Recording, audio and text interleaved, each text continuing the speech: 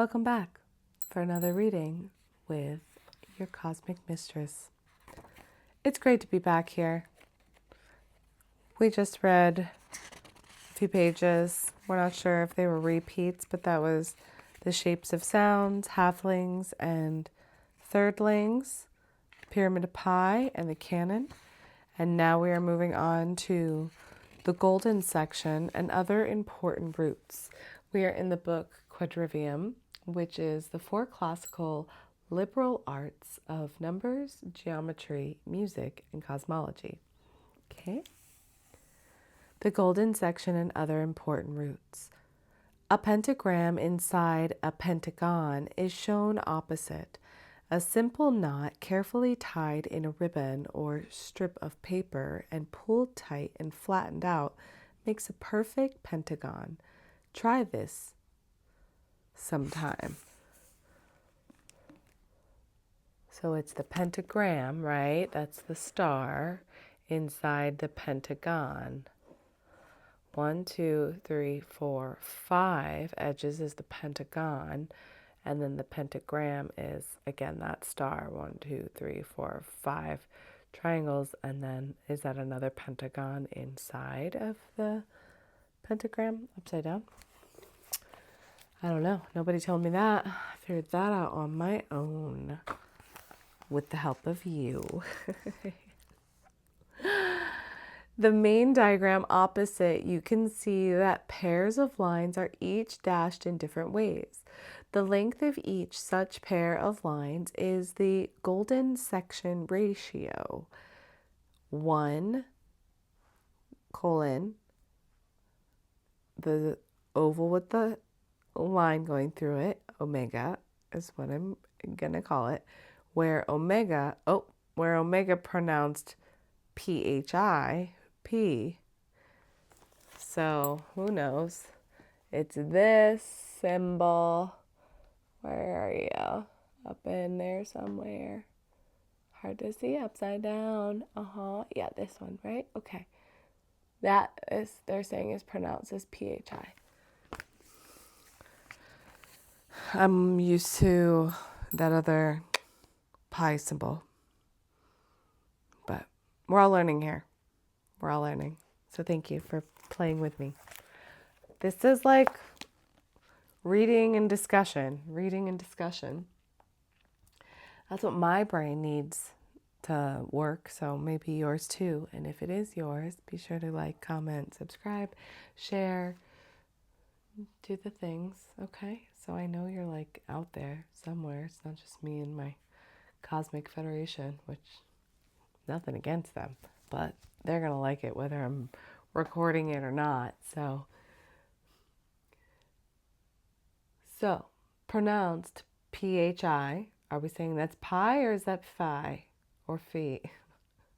Can either be 0.618 or 1.618. More exactly, 0.6180339. The books in this volume used lowercase, that oval with the line, the pi, for 0.618, and the uppercase for the oval with the 1 for a 1.618. So the diagram is slightly different. So although like the oval shape with a 1, the 0.618 decimal looks more like the letter O with like a straight line going through it. And then the uppercase looks more like a sideways 0, so more of an oval with the Roman numeral 1 or an I going through it for the 1.618 ratio. So both are the 0.618. One is just a 0.618 and one is a 1.618. Importantly, pi divides a line so that the ratio of the lesser part to the greater part is the same as the ratio of the greater parts to the whole. No other proportion behaves so elegantly around unity. For instance, 1 divided by 1.618 is 0.618, and 1.618 times 1.618 equals 2.618. So 1 divided by pi equals lowercase pi, or pi minus 1, and pi multiplied by pi equals pi plus 1. Yeah? Did you get that? Great.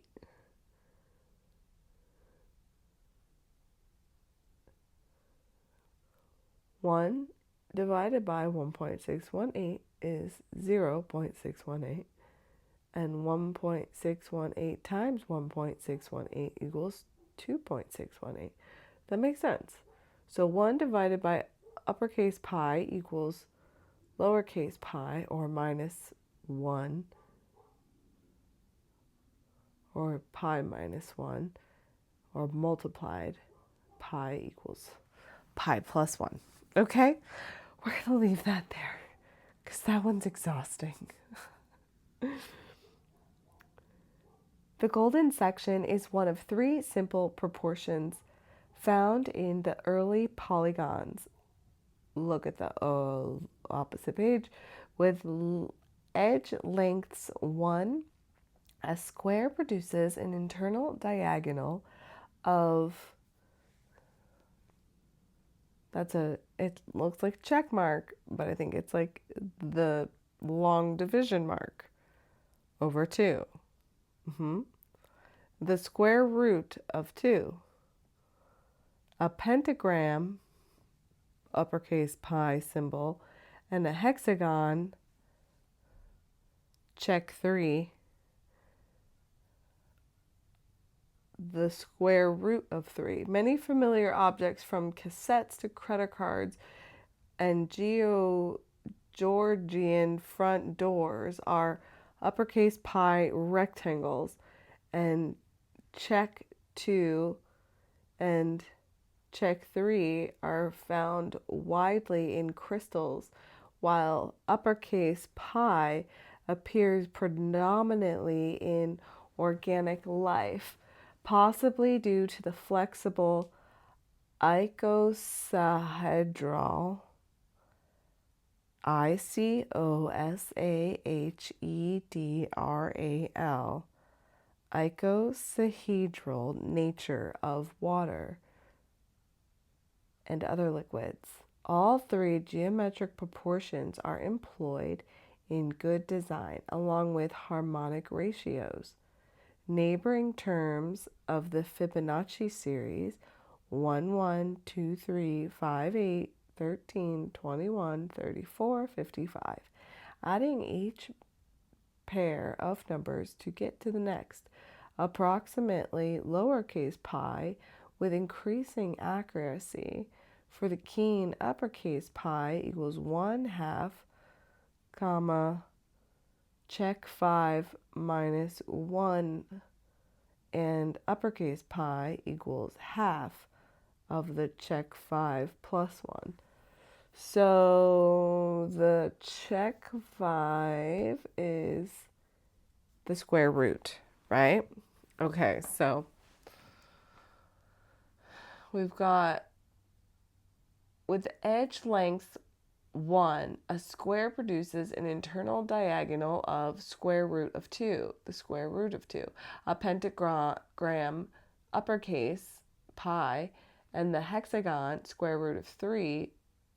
Many familiar objects, from cassettes to credit cards and Georgian front doors, are the uppercase pi rectangles, where the square root of 2 and the square root of 3 are found widely in crystals, while the uppercase pi appears predominantly in organic life, possibly due to the flexible icosahedral nature of water and other liquids. All 3 geometric proportions are employed in good design, along with harmonic ratios. Okay?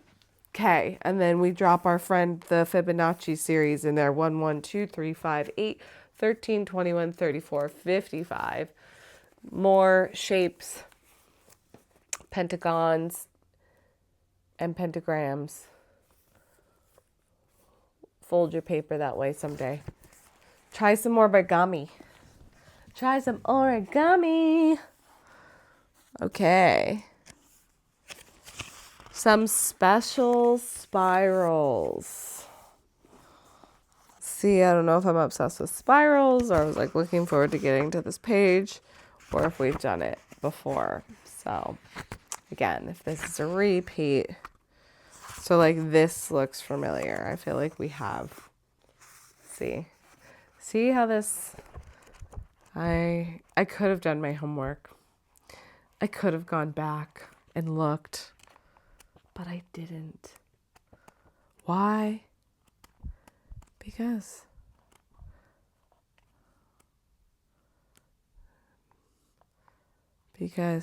why? I don't know.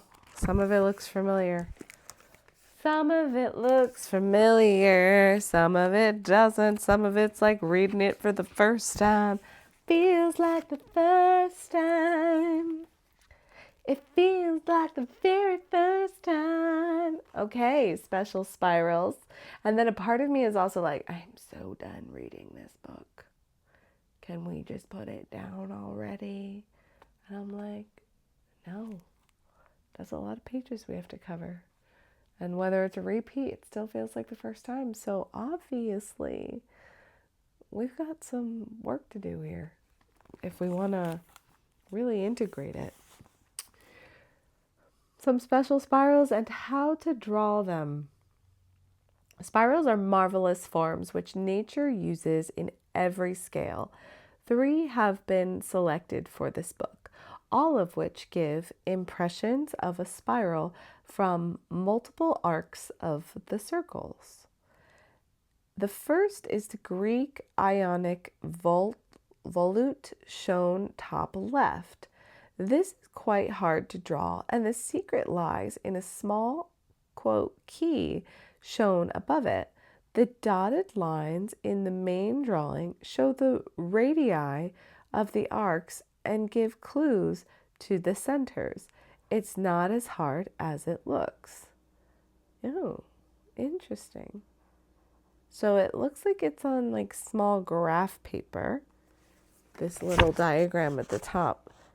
And then it looks like they kind of darkened it so you could kind of see how to start your spiral. And then they kind of put it on the inside there. It's not as hard as it looks, y'all. Quadrivium even said so.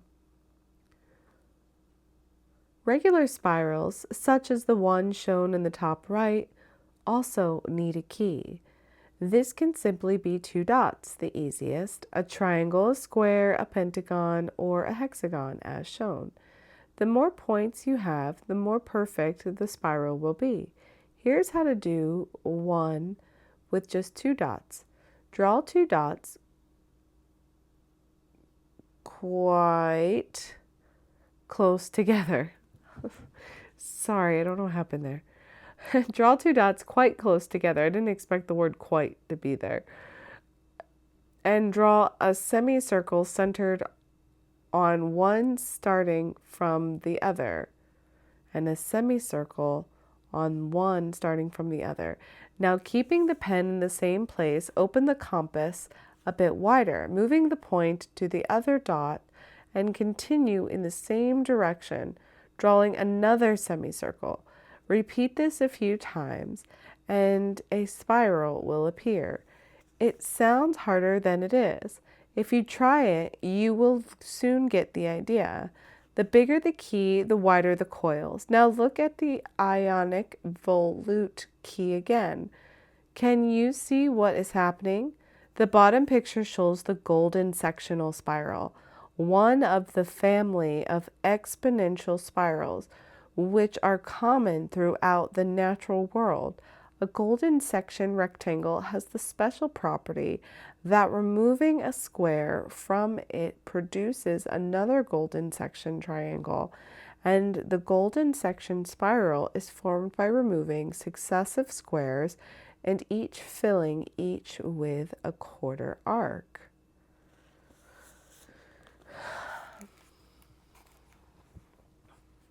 So this is the golden arc spiral. This is like what I know is like the Fibonacci spiral. There's another key for that one.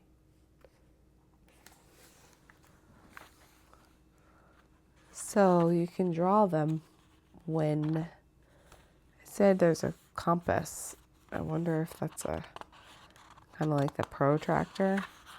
I always liked a protractor. I don't have one right now, but I would like one. Okay. How to draw a pentagon.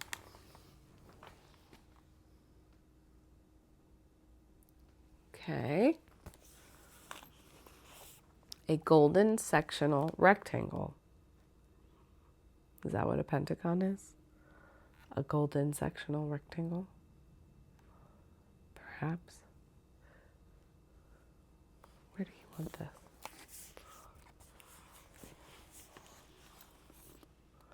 That doesn't feel good in my hand. It's just a heavy book. What can I say? The method of construction of a pentagon shown opposite is perfect and is from the Almagest of Ptolemy, Ptolemy,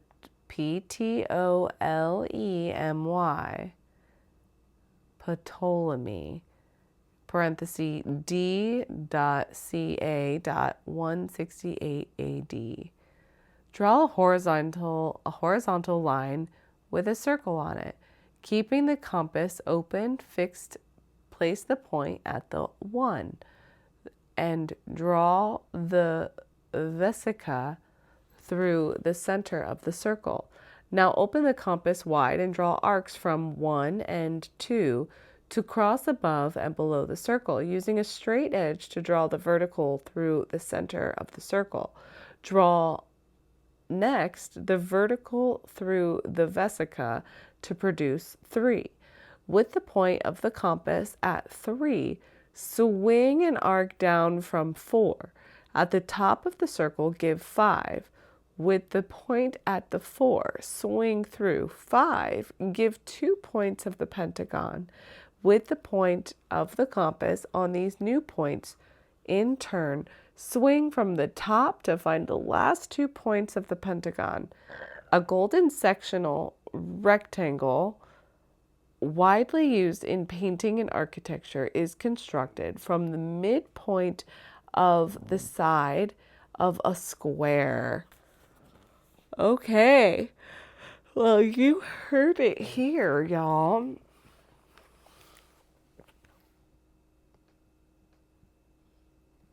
These are great instructions whenever you're going to read it or draw it, whenever you're going to try and draw it. Okay, the heptagon. The heptagon. I'm like, should I cheat? Do we need to read this part? Yeah. See, this is what my brain does. It's like, you don't need to read anymore. We're done. Next book. But I feel like a bit of a fraud when you come in and you see these big juicy books on my bookshelf. And you're like, did you read them? And I'm like, yeah, no. Now I can say, yeah, bitches, I did read that one all the way through. And I read it with my online audience. And they'll be like, why'd you do that? And I'd say, because otherwise I wouldn't have read it. I wouldn't have read it without my online audience. So thank you. So grateful for you. I feel like I want to sit up a little higher. Okay.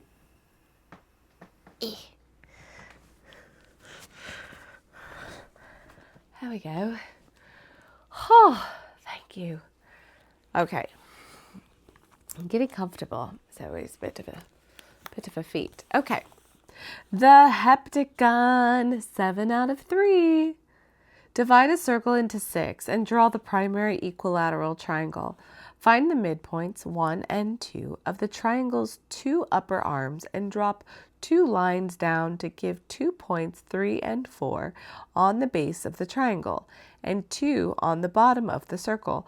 Finally, from the top, swing through the 4 points on the triangle to give the last 4 points of the 7 on the circle. Although it is impossible to draw a precise heptagon using a ruler and compass alone, you can do it perfectly using a 7 equal rod or matchstick shown top left. This wedge is an exact 14th of a circle, so you need 2 of them for 1/7 division. More ancient rough solutions use a cord with either 6 knots or in a loop with 13 below center right. The ancient builders were amazing surveyors. At Avebury, stone circles in England are positioned exactly at latitude 51.4 degrees and 1/7 of a circle up from the equator. Luxor in Egypt is a latitude exactly halfway between Avebury and the equator. Mecca, meanwhile, is the northern golden section latitude between the 2 poles.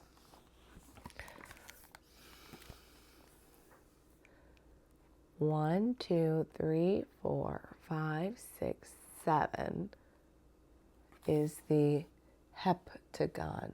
7 out of 3. We've got a triangle in there. We've got the little pie circle. I don't want to confuse you. I don't know if I'm helping or making this worse. A secret method for the construction of a near-perfect heptagon, starting with an equilateral triangle inside a circle. So find your circle and then make your triangle there. It introduces no compound errors as each vertex is defined independently. It is not possible to construct a perfect heptagon using a ruler and a compass alone. 7 symbolizes the Virgin having little to do with the other low numbers and being complete in herself. Many traditions revere 7 as especially holy. The 7 notes of the scale, 7 days of the week, 7 heavenly bodies of antiquity, and 7 bodily chakras all indicate the ancient sanctity of 7. Glad we didn't miss that. I may have missed the fine writing on the Pentagon. So I'm going to go back to the Pentagon because that was good stuff that I may have missed. Sorry, I skipped it on you. I don't want you to feel cheated. An ancient method for the construction of a perfect pentagon, numbered points, represents compass positions. A decagon, 10 sides, may be easily constructed from a pentagon. 10 pentagons precisely fit around a decagon. A pentagon and its starry twin, the pentagram, are both symbols of water, each molecule of which is the corner of a pentagon and of the life force itself. The number 5 represents the sacred marriage of 2, female,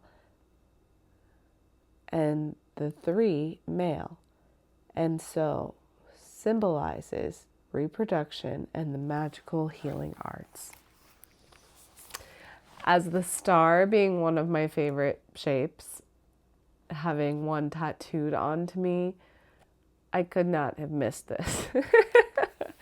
That is more about a pentagram or a star that I've ever heard in my life. So the pentagon and its starry twin, the pentagram, are both symbols of water, each molecule of which is the corner of a pentagon. The molecule of which is the corner of a pentagon. The pentagrams are the pentagon's corners.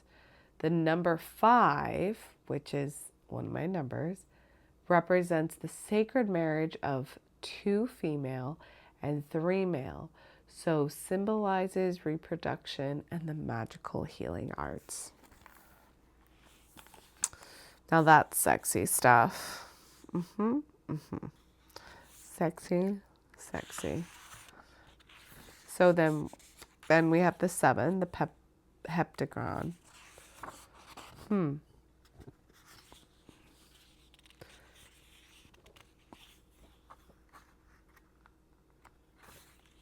Getting it done, y'all. Just having some internal thoughts. I was like, we've got this, where's 6? 1, 2, 3. We don't know. I don't know. The Enneagon. Enneagon. 9s and magic lozenges. The construction shown opposite divides a circle into a near perfect 9 from an initial 6-pointed star using 3 centers. The digits of many special numbers sum to 9, 2,160 or 7,920, for instance. The diameters of the moon and the earth in miles, or 360 and 666, are pentagonal angles like 36, 72, and 108. In fact, all multiplies of 9 add up to 9. 9 is 3 times 3, or 3 squared. Many tribal cultures speak of 9 worlds or 9 dimensions. The golden bush barrow lozenge found near Stonehenge below has the internal angles of 80 degrees and 100 degrees, suggesting 9-fold geometry.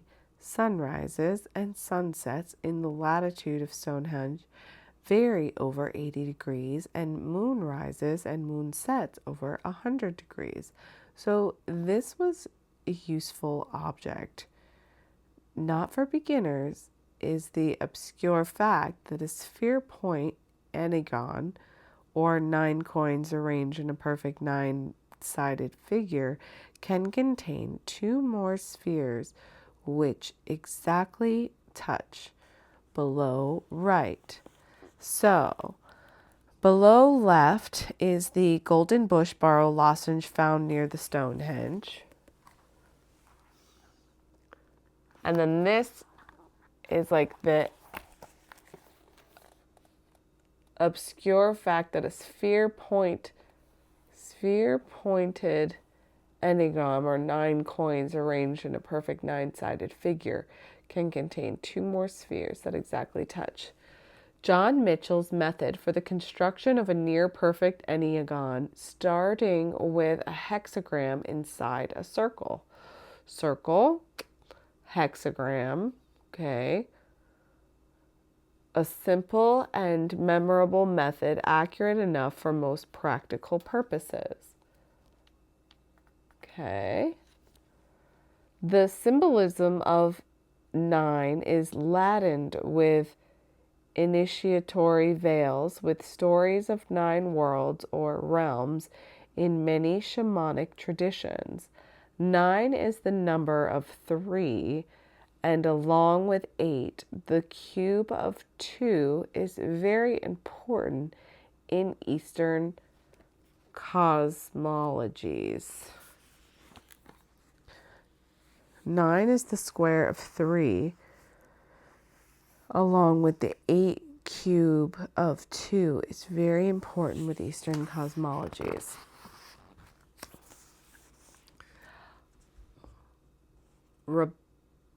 Rabatment. Rabatment. Rabatment. Rabatment. Rabatment.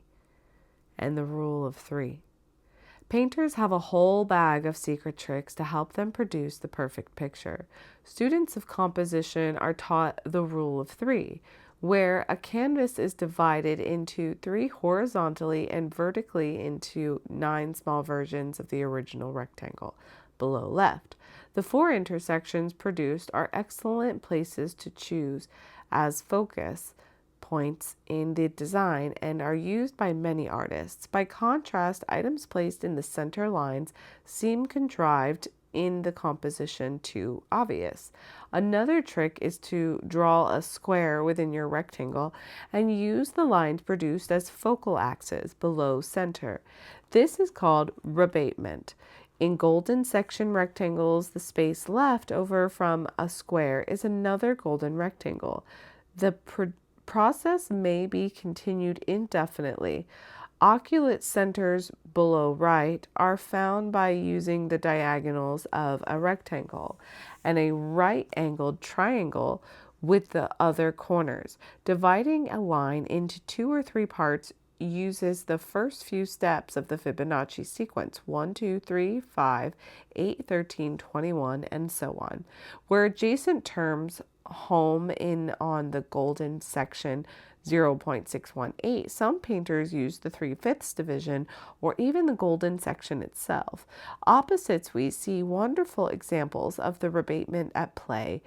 Botticelli uses a golden section rectangle reduced by rabatment in stages to compose his paintings, while Grimshaw uses a rectangle between pi and square root of 2 with halves and golden lines as guides. Wow. I remember vaguely this in art class. And also not. Like, why weren't they teaching us more about this?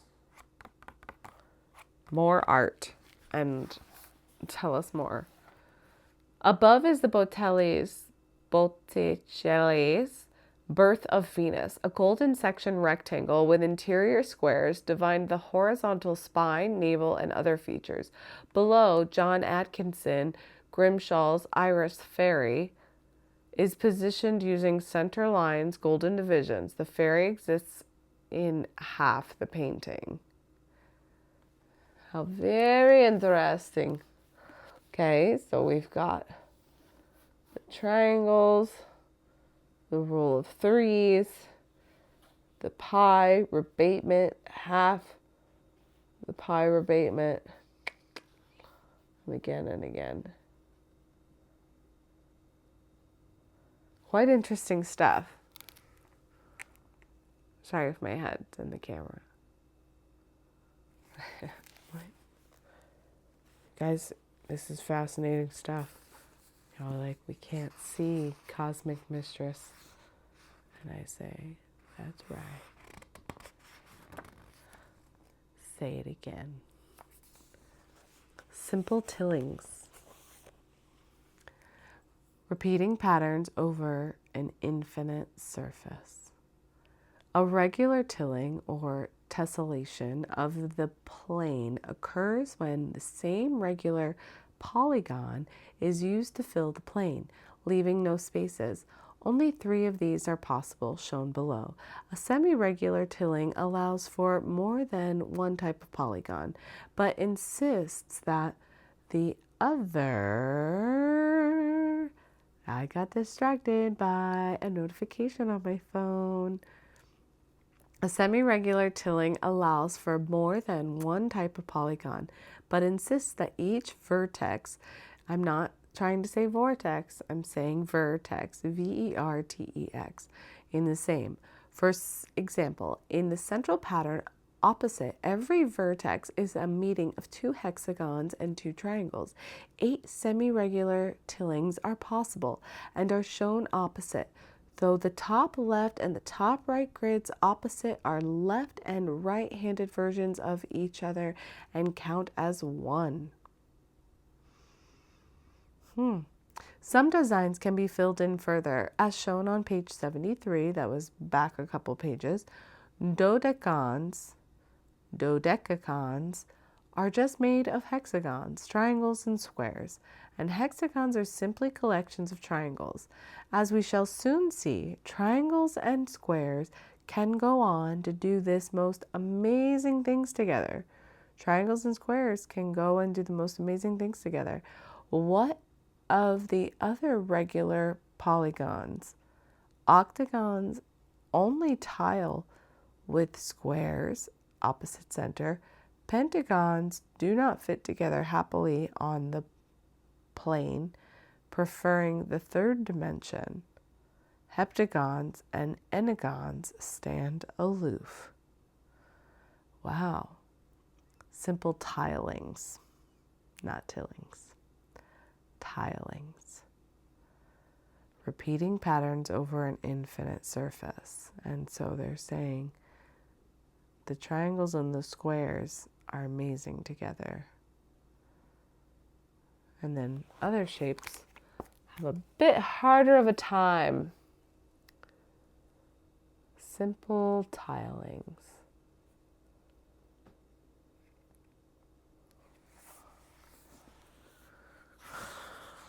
Further tilings. This looks like it gets a little more complex here. More fun in the bathroom. Whoever wrote this book had a sense of humor. A couple people wrote it because it's a couple different books altogether, right? Pretty sure. Okay, try not to yawn on you. Yeah. There are 20 demi-regular tilings where the two vertex situations are permitted. The most of these and a few other interesting ways to tile the plane are shown on these 2 pages. These tessellations form the basis for pattern construction in many traditions of sacred and decorative art across the world. They can be found underlying Celtic, and Islamic patterns, and in the natural world, they appear as crystal cellular structures. William Morris used them widely for his repeat wallpaper and fabric designs. Their uses are limited only by your imagination. On the next page, we see one of these grids put to use. Way to go, William Morris.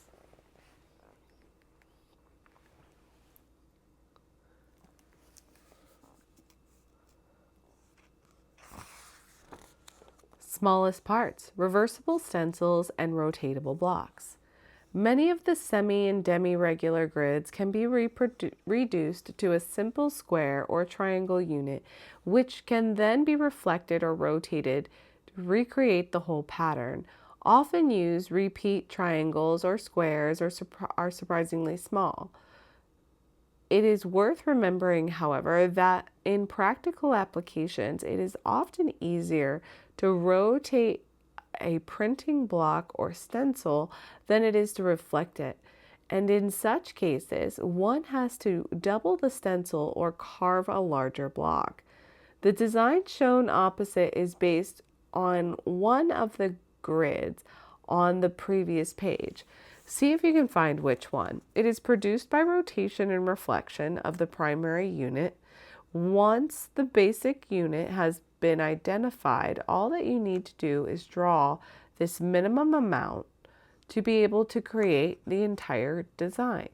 Squares and equilateral triangles can both be halved to produce smaller triangular units. But again, take care and think about what you are doing.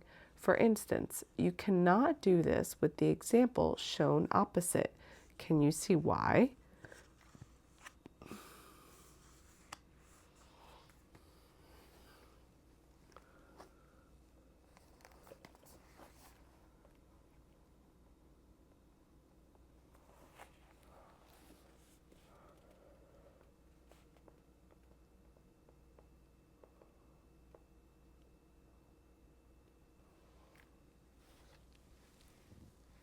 The smallest unit of the pattern below, drawn at the same scale and showing the grid lines which have informed its design. Notice how leaves and petals have been positioned along the edges of the tile, with the centers of flowers at the center of rotation points.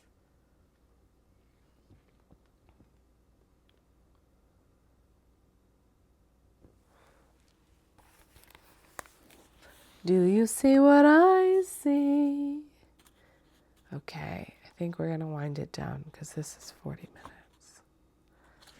Okay. Symmetry, regular and beautiful. Okay, I'm going to do like, I'm going to bookmark it. Right? What a thought. Because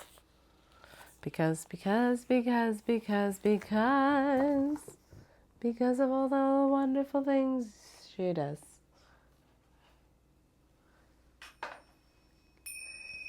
Thank you for joining us.